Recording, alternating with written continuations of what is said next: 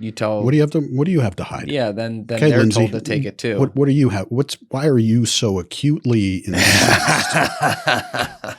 Lindsay? I mean, is it even hidden at this point? Everyone knows. I don't know. Yeah, there's been so many whistleblowers on that. It's like, no pun intended. Yeah. Yeah, he was not in my Grindr data set.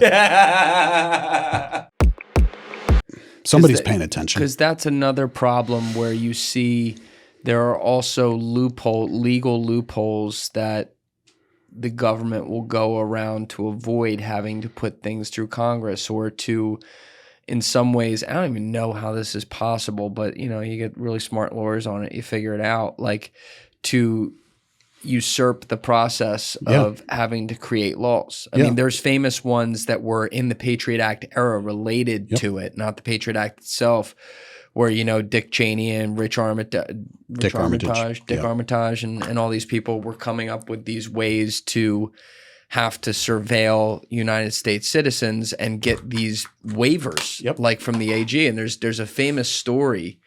John Ashcroft, I believe, was the Attorney General at the time. Maybe this is like 03-ish, something like that. Fucking guy had, maybe it was his pancreas exploded. They had to something. go get him to sign the waiver in the hospital. So they go to the hospital. He's like comatose. Dick Cheney's there. A couple lawyers are there. And they go to get the guy to sign the waiver. I think it was for enhanced interrogation. Something, I don't remember what it was, but something to basically have to go around Congress, and it was a continuation for something illegal that they were allowing to happen. And ironically, so I guess a broken clock's right twice a day, but the hero was Jim Comey. Jim Comey came in and stopped it from happening. I guess, in that situation, he was righteous and correct. But, I don't know what happened to him. It's, I don't know about him either. But it's interesting, like, that's how it went down. But it's scary that people, even if it's people you elect, which, Dick Cheney was elected. He was on the ticket at least. They can just be like, I know the legislative branch is for creating laws, but we're going to do that today. The War Powers Act. Yes. Yeah. I mean, you're talking about the administrative state, right? Yes. Where you've got, they're not cabinet level aid like the EPA or the CFPB that I just talked about, where they have the authority to issue rules that their subject entities have to follow. There's no vote. There's no legislative process. They might have, kind of a review process, but they can implement rules that are not that aren't laws, but you can't not follow the rules. And I think that and that's when Trump was canceling a bunch of these rules, I think that was sort of attacking this administrative state that just can rule with impunity and fiat, and they don't have there's no accountability, there's no pushback. And I think this is one of those types of rules where it sounds good. It speaks to, consumer rights and all these things. But when you peel it back and look at what's it going to be like in 10 years, if there is an API is what, this creates too much ability for bad actors, for the government to access, the ledger of human behavior, your financial data. So surveillance just doesn't happen over. It chips away and seeds itself into the society. So your original question, a lot of what I exposed was absolutely for righteousness, but quickly can become sort of a go-to, quick, easy. Sure. Let's just have a look. We're not going to do anything with it, but we can. Don't worry about it. Don't worry about it. Yeah. And I think the way our senators reacted to their, to the very systems that they have supported and funded is very telling. For sure.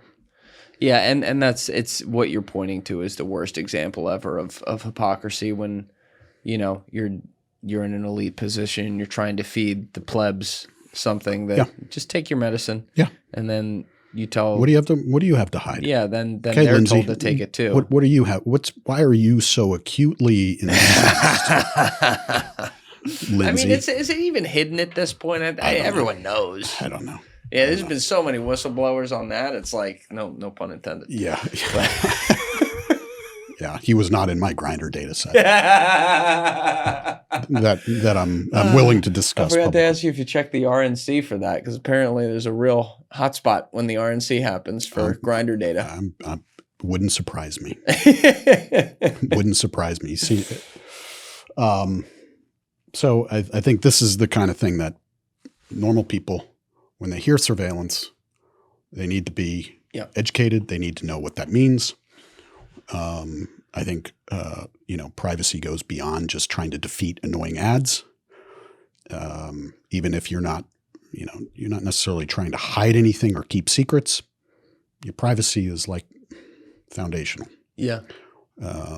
Privacy enables you to think freely, and from a geopolitical perspective, influencing is all about data, and without privacy, it's very easy for adversaries to start doing, a cohort analysis. We're going to target this group.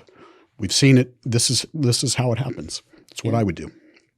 Did you come across programs or have access to information at any point during any of your work over the years that discussed the ability to use technology to spy on people? And specifically what I mean, of course, you came across technology where people are spying, but like, for example, activate your camera. Yeah. This camera right now on my laptop that's looking at us right now with the production screen, but there is an open camera right there. And even my phone that's on airplane mode.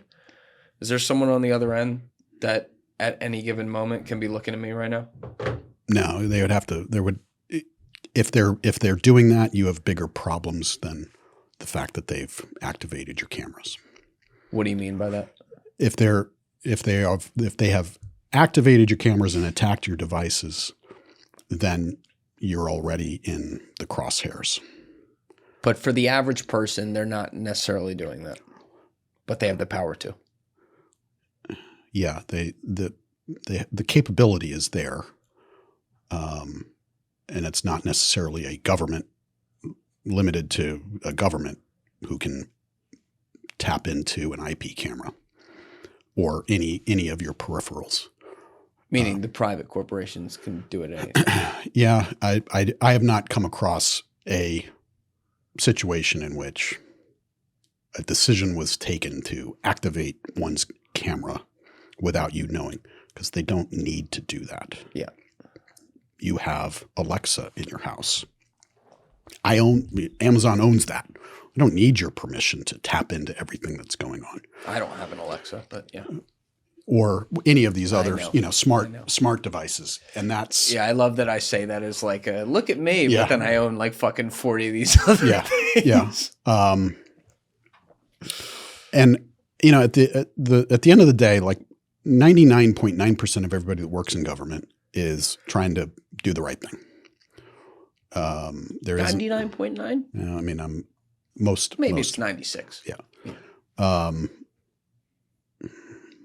But I think that it's far easier for a commercial enterprise to offer you something that promises convenience, that is a welcomed, invited, you pay for it surveillance apparatus.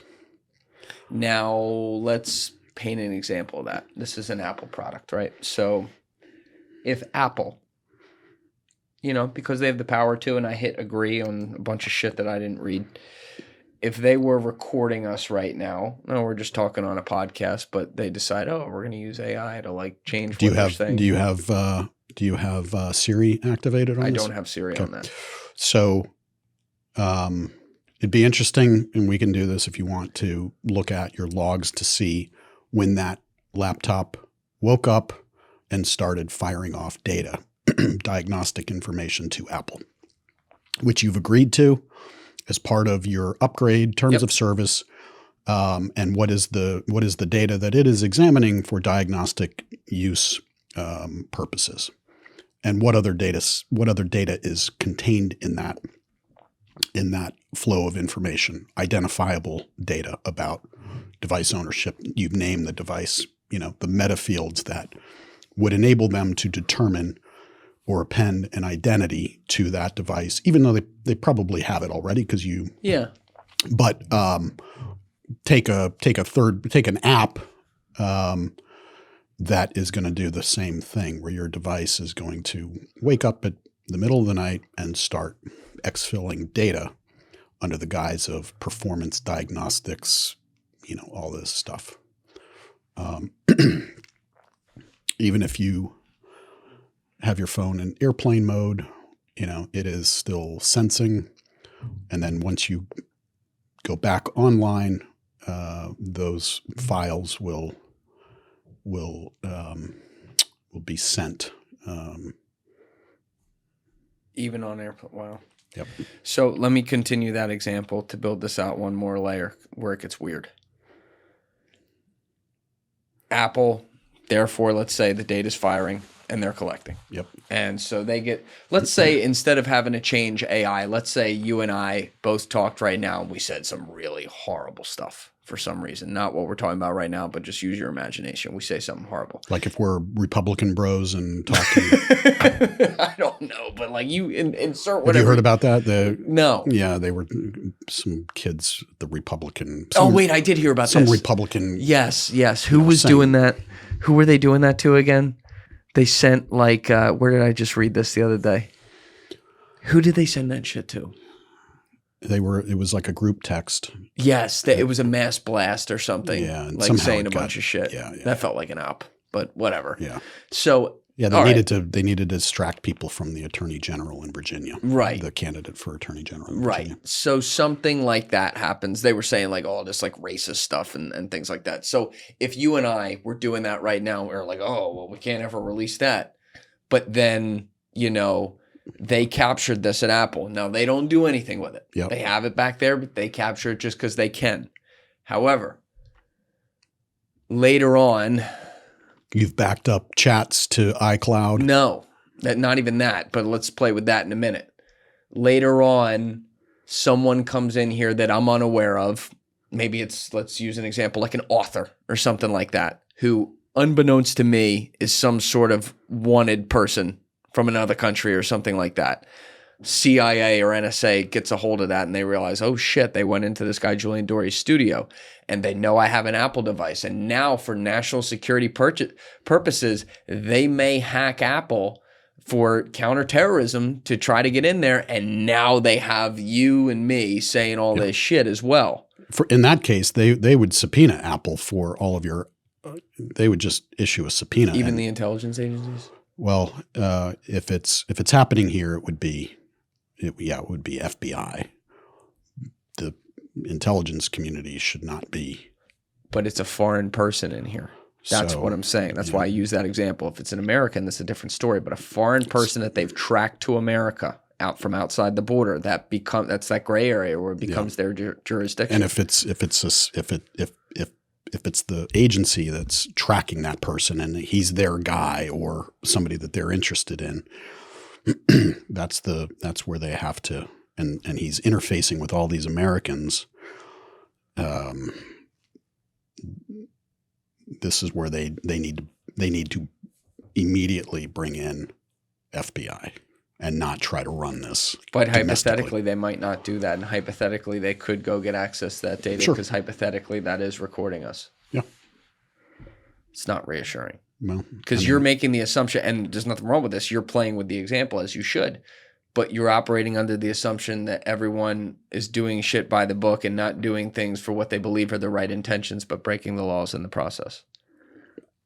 Or exposing the gray area to try to match what they're doing, even if it's not perfect. They're going to be to maintain that firewall between the Bureau and something happening in the States. That that's pretty high level. Thank you guys for checking out this clip. If you haven't already subscribed, please subscribe and hit the like button on this video. It is a huge, huge help. And if you'd like to check out this clip's full podcast episode, that link is in the description below or right here. And finally, you can follow me on Instagram and X by using the links in my description below.